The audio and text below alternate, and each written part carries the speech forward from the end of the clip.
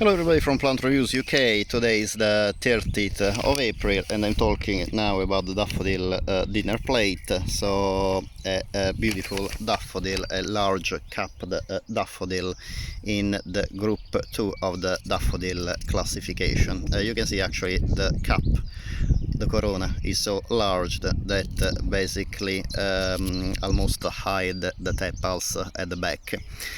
This plant is medium sized, is about 45 50 centimeters tall. The flower stem, the leaves are a bit smaller, I would say between 35 and 40 centimeters.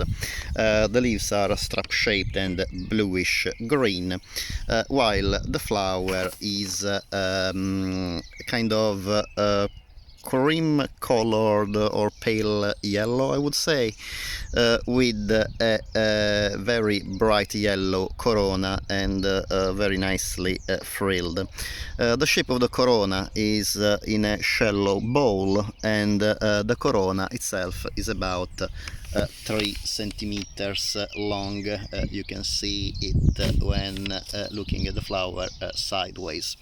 This Narcissus was raised by Karel J van der Veek in the Netherlands and was registered in 2008 by narveco.com in North Holland, the Netherlands. The plant is as I said, is a medium-sized daffodil, therefore it's beautiful in the garden, especially if you like big showy flowers as it is.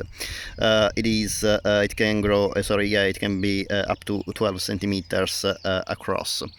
The fragrance, it has a very light fragrance.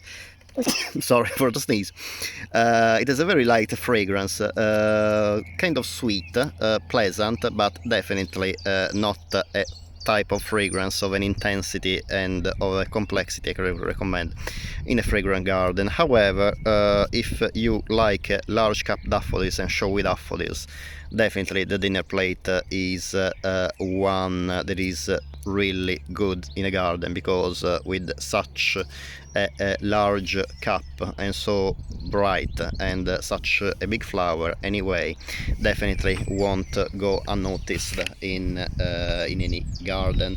I think in a fragrant garden it's nice to have still a mixture of plants that, even if they are not fragrant or very lightly fragrant, are very showy flowers, because usually unfortunately fragrant plants don't have very showy flowers. There are obviously exceptions, like the oriental lilies.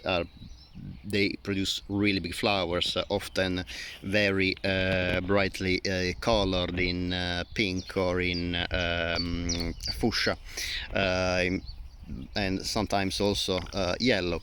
However, definitely there's not that many fragrant plants that produce very showy flowers. So in a fragrant garden I really would recommend to alternate to keep a mixture of a base of very fragrant plants, but also a few showy flowers that, even if not very fragrant, give a nice variety of colors, shapes and textures to the garden.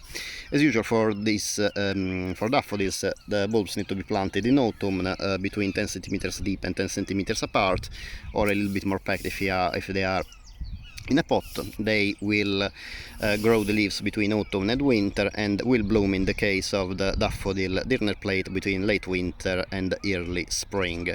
After the flowers fade, the leaves will continue to be green for a few more weeks until they will die down between late spring and early summer.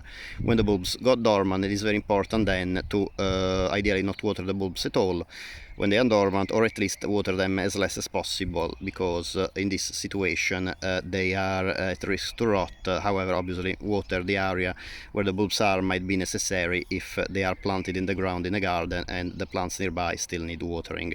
It is very important therefore to put the bulbs anyway in very well drained soil, and ideally in full sun or at least partial shade, so at least even if you water the plants, you water the garden, at least the water can evaporate sufficiently, or anyway go deep down